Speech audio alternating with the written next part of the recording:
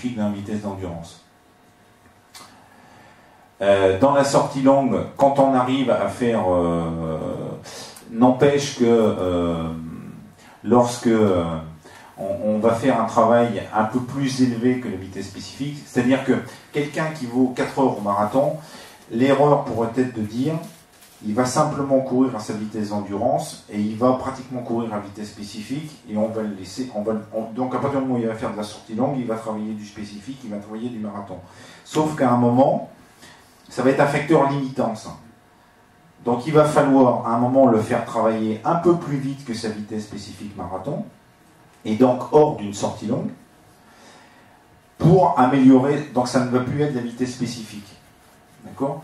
Quelqu'un qui court son marathon en 4 heures, qui court, on va dire, aux alentours de 4 heures, qui court son marathon à 10 km/h, il va faire ses footings, admettant, à 10 km/h. N'empêche qu'à des moments, il va falloir lui faire des séances hors d'une sortie longue, admettant à 10,5 à 11, pour augmenter son potentiel. Et quand vous allez faire, admettant, une vitesse, une séance type, admettant 3 x 2000 ou 4 x 2000 ou 3 x 3000, vous allez lui faire, admettant, à 10,5, 11.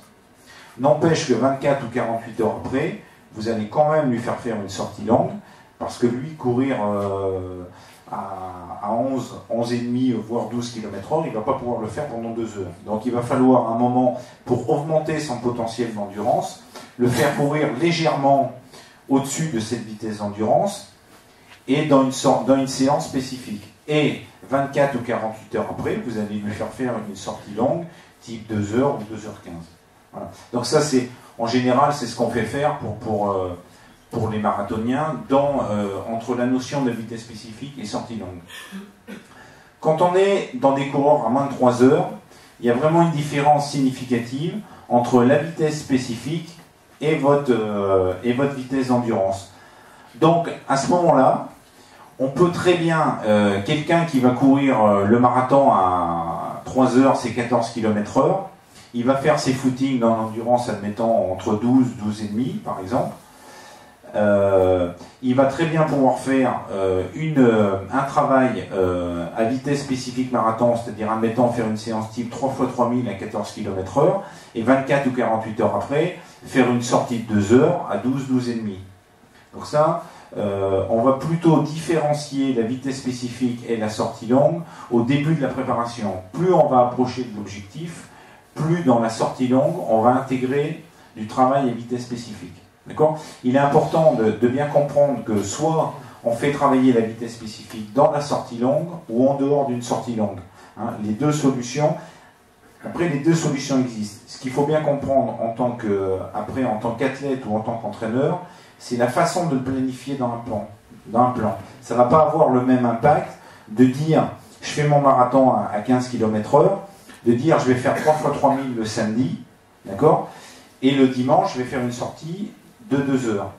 Que de dire le dimanche, je vais faire admettant 40 minutes de footing à 12 km/h, et au bout de 40 minutes, je vais commencer ma séance à faire 3 x 3000 à 14 km/h. Je vous garantis que c'est pas le même travail et ça n'a pas le même impact. Donc il est bien important de comprendre dans un plan que les deux façons de travailler sont complémentaires. Alors la vitesse spécifique, donc on a souvent résumé la vitesse spécifique à 80% de votre vitesse maximale aérobie. Donc ça c'est un peu un mythe. La notion de courir son marathon à 80% de sa VMA, c'est réservé, on va dire déjà, à une certaine élite. Donc ça ne veut pas dire que quelqu'un qui ne court pas son marathon à 80% de sa VMA ne doit pas faire à des moments des séances à 80% de sa VMA. Il doit en faire, mais ça ne s'appellera pas de la vitesse spécifique. Et il est important J'ai fait simplement ce petit rappel, parce que trop souvent, on va encore trop souvent banaliser la vitesse marathon, c'est 80% de sa VMA. Je peux vous dire avec Bernard que les cas qu'on a vus, même avec Jean-Marc en formation d'entraîneur, c'est loin d'être le cas. Donc il est important de bien comprendre cette différence. La durée cible, dès qu'on est à vitesse marathon, étant donné qu'en général on est parti quand même pour des temps de course supérieurs largement à 2 heures, et pour certains aller jusqu'à 4 heures, dès qu'on fait de la vitesse, voire plus, dès qu'on fait de la vitesse marathon, il est important de travailler au moins en continu, au moins plus de 10 minutes. C'est-à-dire 10 minutes, c'est un minimum. Parce que vous comprenez bien que si on me demande de courir 14 à l'heure pendant 3 heures sur un marathon, si je fais des 1000 à 14 à l'heure, bon, 4 minutes et quelques de course, il n'y a pas grand-chose qui va se passer au niveau physiologique. Hein. Je ne vais pas beaucoup me fatiguer. Et en général, on n'améliore pas ses capacités à vitesse marathon en courant sur des temps très courts. Et lorsqu'on est sur le terrain et qu'on demande des séances de ce type, 9 fois sur 10, pour pas dire 10 fois sur 10, vous allez dire à votre coureur, bah, aujourd'hui il faut faire des 1000 à 4,10 au kilo. Dès que vous allez avoir les talons tournés, ça va dévier à 4 minutes au kilo, voire à 3,50. D'accord ? Alors moi je veux bien qu'on fasse ça, sauf qu'il ne faut pas me dire que c'est du travail à vitesse spécifique marathon. Il faut l'appeler autrement et il faut le planifier autrement dans un plan. D'accord ? Je ne dis pas qu'un marathonien qui court à 4,10 au kilo, qui fasse des séances à 3,50 ou à 4 minutes au kilo, il peut en faire. Sauf qu'à un moment, vous, quand vous allez être coach, il ne faut pas le planifier pour de la vitesse spécifique marathon. La récupération, elle est importante et elle doit être maîtrisée. C'est-à-dire que lorsqu'on dit à un coureur, aujourd'hui, voilà, tu vas faire 3 fois 10 minutes à allure marathon, la récupération, si la récupération entre les 10 minutes est trop passive, le coureur récupère beaucoup trop, on verra l'importance tout à l'heure. Et en général, là aussi, il y a une dérive sur le temps. C'est-à-dire que sur les 3e 10 minutes, il va beaucoup trop, il va en général beaucoup plus vite que son meilleur marathon. Alors là aussi, on passe à côté de la cible recherchée. Et sur une séance, c'est pas dramatique. Sur 8 ou 10 semaines de préparation, je vous garantis que même à très haut niveau, j'ai vu beaucoup, et je verrai encore beaucoup de coureurs passer à côté de leur préparation en voulant aller trop vite. Hein, on a encore eu, Laurent est là, on a encore vu des coureurs au club qui ont fait une escale et qui ont loupé leur course. Et quand j'ai demandé à mon copain Vincent, qui était entraîneur avec eux, qui était leur entraîneur, j'ai dit mais qu'est-ce qui s'est passé? Il m'a dit voilà. Et quand il m'a fait le résumé des séances, voilà, ils sont passés à côté de la course parce que c'était pas faute de leur dire. On n'est pas toujours non plus derrière les gens, surtout quand ils partent pour du travail sur 1h30 voire 2 heures. Et ils se sont entraînés beaucoup trop vite.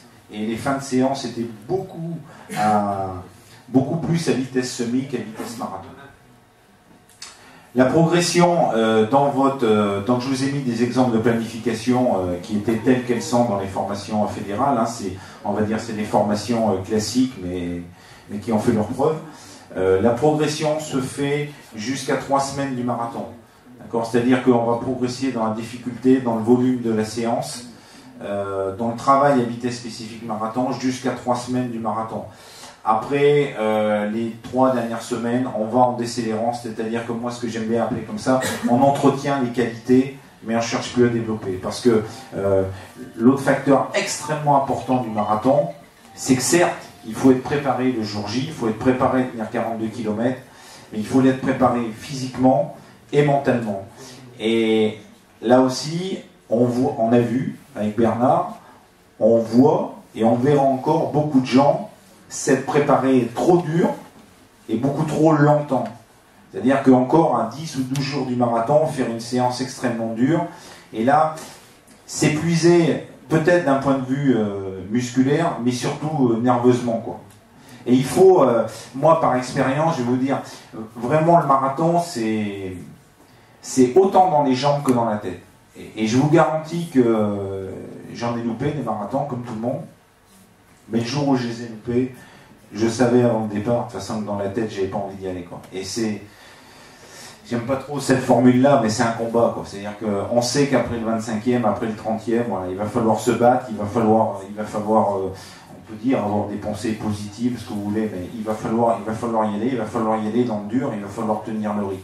Et ça, c'est quelque part, c'est vraiment un combat, et il faut être prêt à ça. Et ça, c'est vraiment mentalement, faut avoir la pêche, quoi. Alors, je vais vous parler maintenant du mur et de la casse musculaire.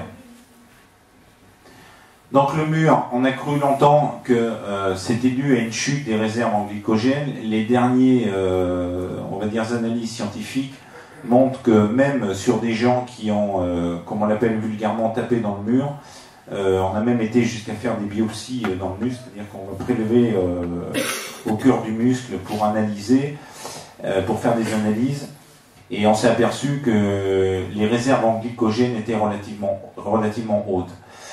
Par contre, la voie à explorer serait plus liée à une casse musculaire, c'est-à-dire que le fait d'avoir tous ces traumatismes liés à la foulée engendre,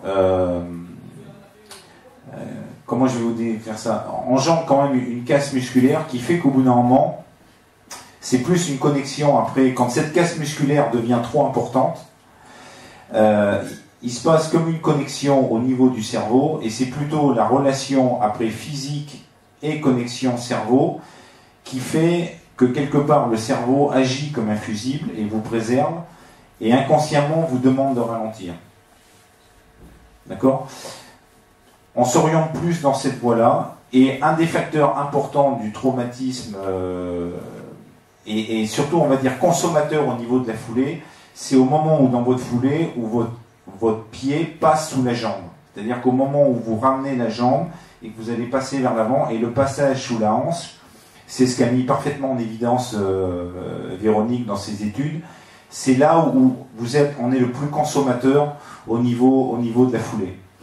Donc un des objectifs sur lesquels on travaille en ce moment, repousser ce seuil de douleur, voilà, c'est travailler ce renforcement musculaire, et en travaillant d'un côté sur le travail en côte, ce que je vais vous montrer, lié à du travail sur le plat. C'est-à-dire que pour que votre foulée soit économique sur la durée du marathon, il y a un aspect renforcement. D'accord ? C'est-à-dire qu'il faut avoir les muscles pour à chaque fois être solide et éviter cette casse musculaire, et l'aspect relâchement. On sait tous que lorsqu'on fait un marathon, jusqu'au 20-25e, c'est facile. Et au début, moi, quand j'ai fait Paris cette année avec mon copain en 3 heures, j'ai vu des gens sur les débuts de course, 15 premiers kilomètres. En plus, Paris, le premier semi, ça va bien. Vers Vincennes, vers le 15e kilomètre, ça se passe bien. Et ça rigolait autour de nous, et c'était bien. Et les gens ne sont pas forcément concentrés sur ce qu'ils font, et concentrés sur cet aspect relâchement. C'est-à-dire qu'à ce moment de la course, l'aspect renforcement, vous ne le sentez pas. Mais il faut vraiment travailler sur le relâchement de votre foulée pour garder de l'économie. C'est-à-dire que plus on économise de la force sur ce début de course, plus on le retrouvera sur la fin de course. C'est ce que disait Camille, j'aimais bien la formule de Camille. Il dit de toute façon, si à un moment, si on se plante dans nos capacités, que ce soit sur 1500, sur 5000, sur 10 000, sur marathon ou sur son borne, à un moment ou à un autre, on va payer la note. Alors soit, il disait, soit sur 1500, quand on fait le couillon, sur un premier kilo, bon, ça vient vite, au bout de 3 minutes, boum, on est en lactique, et puis là, on paye cash, on paye en espèces. Et il disait, sur le marathon ou sur le 100 bornes, c'est plus long, on a payé avec la carte de crédit, mais on n'avait pas l'argent suffisamment dessus, et à un moment ou à un autre, la carte de crédit, il va falloir payer. Et le marathon, c'est vraiment ça. Alors, et à un moment, on paye, 25, 30e, 35e. Alors, on me dit des fois, je suis dans le dur. Quand je suis dans le dur au 40e, ça va. Quand je suis dans le dur au 25e, ça va nettement moins bien. Mais c'est vraiment travailler sur une des voies sur lesquelles on travaille, c'est travailler sur cet aspect renforcement et relâchement au niveau de la foulée. Donc, on travaille sur la composante cou, donc sur la diapositive.